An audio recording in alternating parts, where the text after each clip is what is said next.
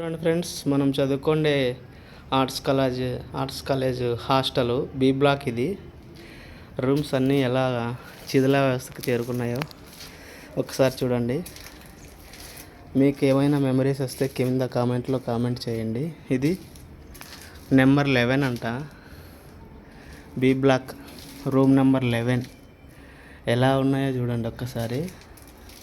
అన్నీ పడిపోయి ఉన్నాయి, చిందరవందరగా చెట్లని పిచ్చి పిచ్చి మొక్కలన్నీ మొలిచేసినాయి. అక్కడ కొత్త బిల్డింగ్ కట్టారు.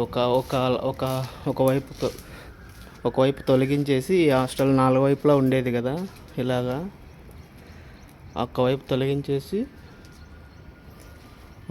కొత్తగా బిల్డింగ్ కట్టారనమాట. Room number 29A.